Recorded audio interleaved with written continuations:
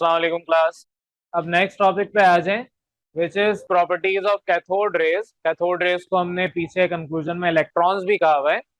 अब मैंने आपको properties of electron last lecture में वैसे पढ़ा दी है।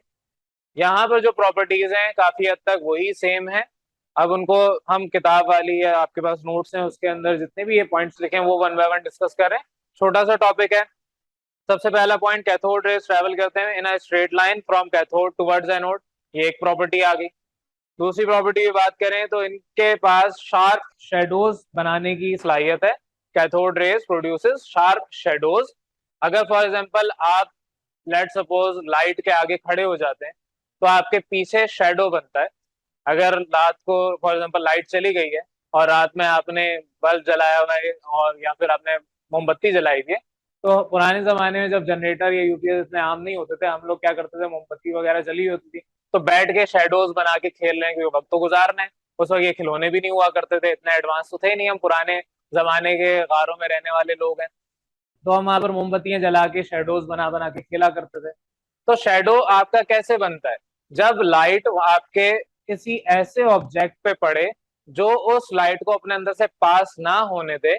तो इस तरह की तीन आपने कैटेगरी पढ़ी है ऑब्जेक्ट की बचपन में साइंस के अंदर। एक को हम कहते हैं ट्रांसपेरेंट, दूसरा होता है ट्रांसलूसेंट और तीसरा ओपैक। ओपैक ऐसा ऑब्जेक्ट है जिसके अंदर से लाइट कंप्लीटली पास नहीं होती, ब्लॉक हो जाती है। ट्रांसलूसेंट ऐसा ऑब्जेक्ट है जिसमें आपकी लाइट पार्शल पास होती है, कंप्लीटली पास नहीं होती लेकिन कुछ हद तक पास हो जाती है। जैसे आपके पास कागज होता है, कागज में आप अपनी लाइट को पास करवाना चाहें तो वो पास हो जाएगी कुछ हद तक। और एक होता है ट्रांसपेरेंट, जैसे कि आपके शीशे हो गए, प्लास्टिक हो गई ट्रांसपेरेंट, इनके ऊपर आप लाइट फेंकेंगे तो लाइट कंप्लीटली आर पार हो जाती है। तीन टाइप के आपने पढ़े। तो आपके जो कैथोड रेज हैं they produces sharp shadows on an opaque object. Opaque ये जो वर्ड मैंने यूज किया है ये बचपन में आप पढ़ चुके हैं। तो जब भी आप कोई ऐसा ऑब्जेक्ट, फॉर एग्जांपल मैं ये मार्कर रख दूं, इस मार्कर को मैं डिस्चार्ज ट्यूब में मिटा चुका हूं, उसके बीच में अगर रखता तो आपके ये जो ऑब्जेक्ट है इसका शेडो पीछे बन जाता। तो मैं एक दफा रेस दोबारा बना देता हूँ।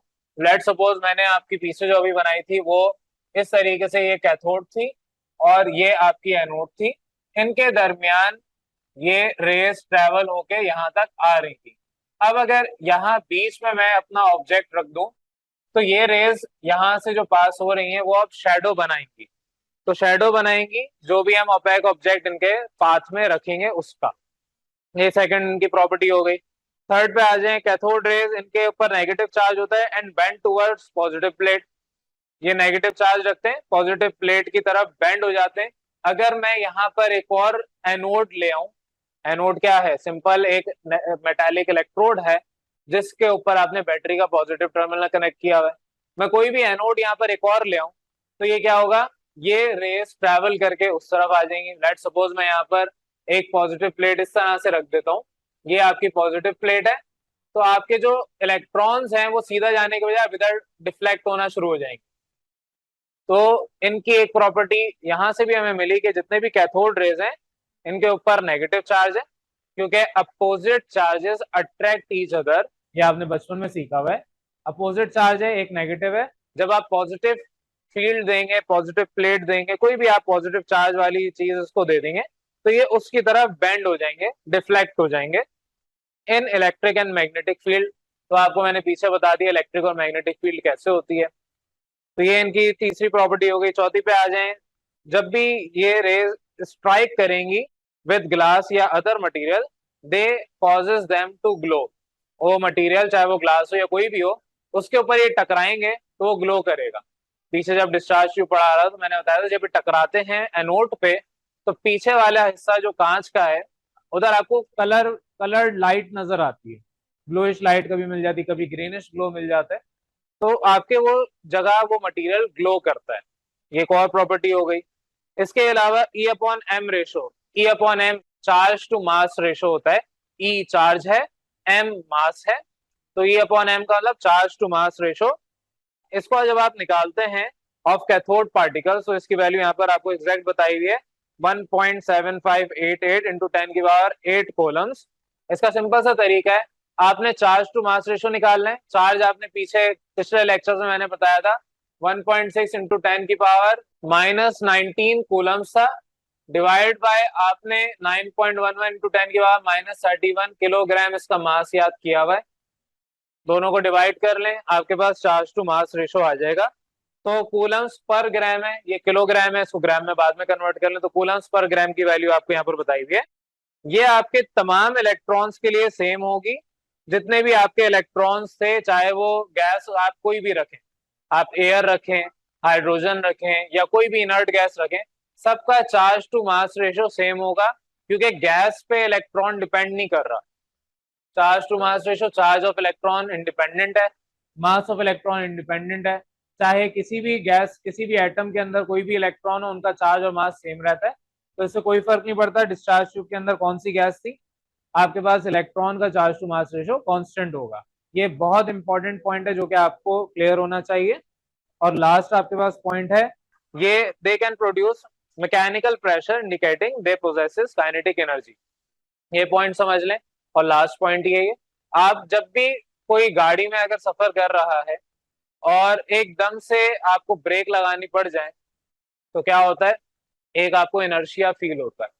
सिमिलरली अगर आप गाड़ी में जा रहे हैं और सामने से कोई आपको मोटरसाइकिल या कोई भी दूसरी गाड़ी रास्ता नहीं दे रही, कभी दिल चाहता है कि टक्कर मार के आगे निकल जाए।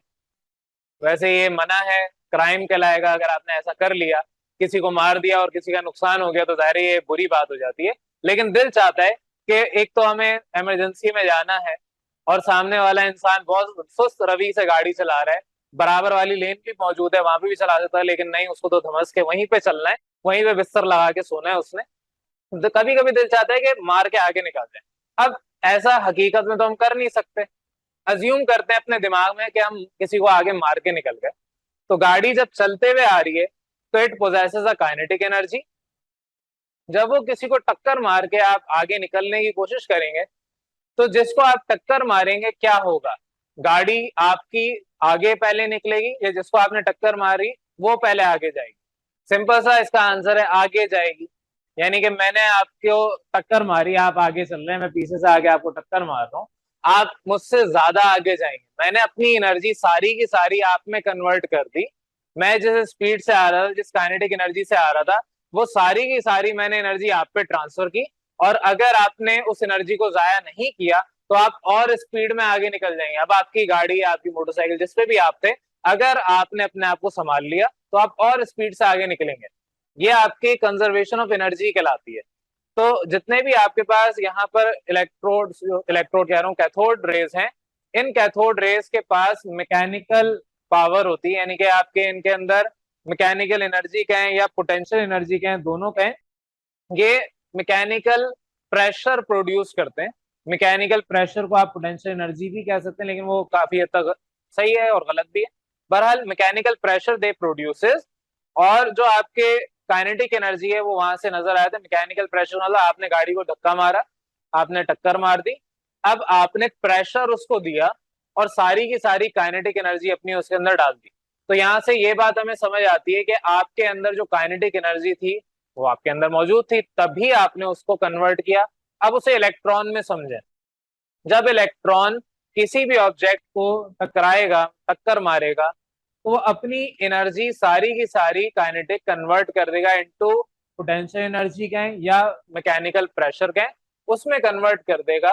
तो जब टकराएगा तो उसकी एनर्जी कन्वर्ट होगी। अब उस एनर्जी कन्वर्जन की वजह से आपको ग्लो भी मिलता है। तो बहरहाल इस पॉइंट के अंदर इतनी डिटेल नहीं है, इसमें सिर्फ है ये मैकेनिकल प्रेशर प्रोड्यूस कर सकते हैं और उस वजह से हमें पता चलता है कि इनके अंदर काइनेटिक एनर्जी भी है।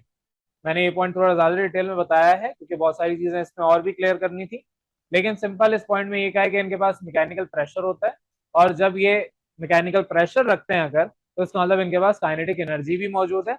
आपकी गाड़ी अगर सीधी खड़ी हुई है तो आप किसी को टक्कर मार ही नहीं सकते, आप उसको आगे धकेल ही नहीं सकते, क्योंकि आपकी गाड़ी खुद अभी जीरो काइनेटिक एनर्जी रखती है। तो जिसके पास काइनेटिक एनर्जी ही नहीं है वो कैसे मैकेनिकल प्रेशर या पोटेंशियल एनर्जी कन्वर्ट करेगा?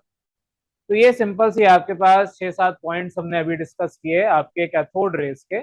यहां तक आपका टोटल टॉपिक कंप्लीट होता है डिस्कवरी ऑफ इलेक्ट्रॉन्स का।